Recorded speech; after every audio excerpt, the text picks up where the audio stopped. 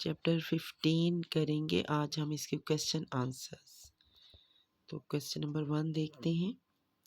What did Chips say to the students when a bomb fell quite near them? Chips said if it was their fate to be interrupted by explosions, they should be found doing something proper. मतलब कोई बेहतर चीज़ करते हुए वो पाई जाएं तो वो ज़्यादा बेहतर होगा। Question 2. What do you know of the shelling around Brookfield during the war? During the shelling, the whole building shook as if it were being lifted off its foundations. मतलब बहुत ज़ोरदार धमाके जब होते हैं तो ऐसे लगता था लर्ज उठी हो, सारी बिल्डिंग हिल गई हो। इसके अलावा अगर आप चाहें तो बीच में आप वो जो 5 बॉम्ब्स का था इन एंड अराउंड ब्रुकफील्ड वो भी ऐड कर सकते हैं अगर करना चाहें तो। क्वेश्चन नंबर 3 है, how did Chips take his class during an air raid? Mr. Chips was taking his lower fourth class when an air raid started. He continued his class boldly during the shelling, while boys were much nervous. तो सारे बच्चों की nervousness को ही दूर करने के लिए वो बोल्डली लगा रहा अपनी क्लास लेने में। He did not turn a hair, मतलब उसने कोई भी तवज्जो नहीं दी, बिल्कुल भी परेशान नहीं हुआ। And even found some old tags to explain the situation. बल्कि उसने पुरानी कोई कोटेशंस भी ढूंढ ली उसी में से, अपनी बुक में से जो वो पढ़ा रहा था सीज़र, और बच्चों को उस सिचुएशन को एक्सप्लेन करने के लिए। क्वेश्चन नंबर 4 है, what did chips remark about the loud explosion? He remarked that one could not judge the importance of things by the noise they made, and the things had mattered for thousands of years were not going to be destroyed because some stink merchant in his laboratory had invented a new kind of mischief. तो इस में हम देखते हैं कि वही chips समझाता है स्टूडेंट्स को कि चीज़ों का जो शोर शराबा होता है उससे उनकी अहमियत का अंदाज़ा नहीं होता, और ये एक्सप्लोजन्स जो हैं जो हो रही हैं इस वक्त धमाके, ये जो हम हिस्ट्री पढ़ रहे हैं उसको, उसकी इम्पोर्टेंस को ख़त्म नहीं कर सकते। 2000 साल पुरानी उसको चीज़ों को भुला नहीं सकते।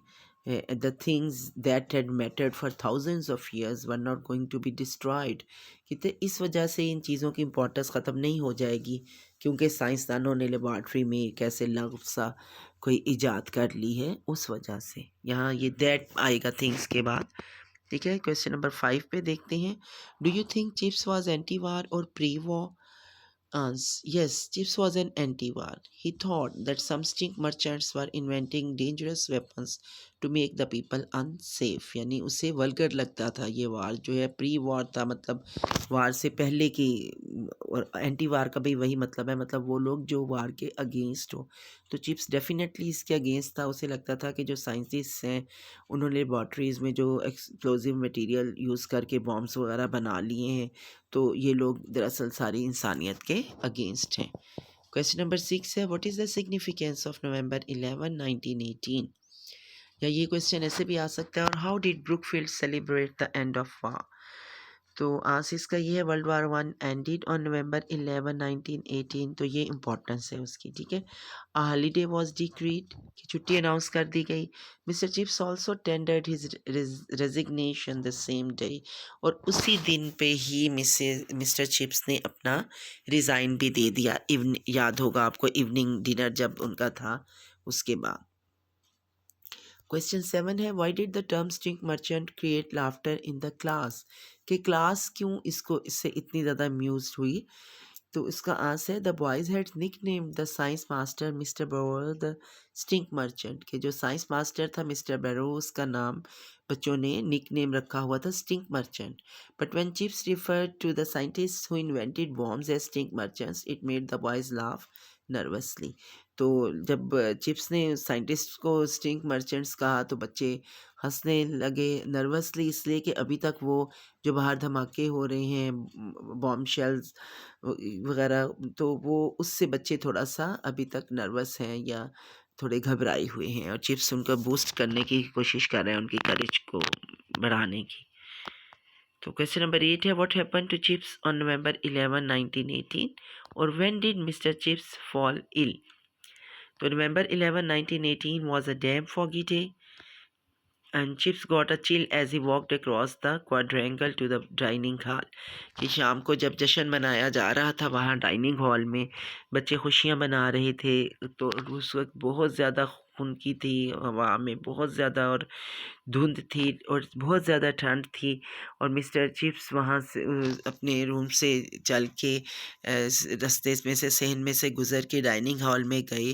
तो he had bronchitis and he remained in bed till after Christmas. तो उस वक्त ब्रोंकाइटिस का अटैक हो गया उन पे, और फिर क्रिसमस के बाद से लेके पूरी विंटर की टर्म आपको याद होगा कि उन्होंने छुट्टियों पे ही वो रहे। Question number 9 is, how did Brookfield celebrate the end of war? A whole holiday was decreed for the school. ठीक है, छुट्टी अनाउंस की गई and the kitchen staff were requested to provide a cheerful spread. कि जितना मुमकिन था, मतलब उनको ये कहा गया किचन स्टाफ को कि अच्छे से अच्छा खाना वो तैयार करें। This was much cheering and singing. There होगा यहाँ, there was much cheering and singing, कि बहुत ज़्यादा गीत वगैरह गाए, खुशियाँ मनाई बच्चों ने। Question number 10 है, who was Maynard? What memories did Chips have about him? तो Maynard was a shabby, dauntless, clever and impudent boy. कि बहुत नडर लड़का था, और गोल मटोल सा, और क्लेवर भी था। और तो उसको क्या था, chips remembered his reading during heavy bombing around Brookfield. तो वो इतना क्रेजस था कि चिप्स ने जब पूछा कि कौन वॉलंटरीली करेगा रीडिंग, तो उसने मतलब रीडिंग शुरू की। और थोड़ा अक्खर भी था वो, लेकिन बहरहाल उसने उस वक्त स्टेप लिया और उसने रीडिंग जो है वो शुरू कर दी वहाँ पे बॉम्बिंग के दौरान। तो ये आपके थे क्वेश्चंस 10, इनको पढ़ें अच्छी तरह से, याद करें। ठीक है, ओके, अल्लाह हाफिज़।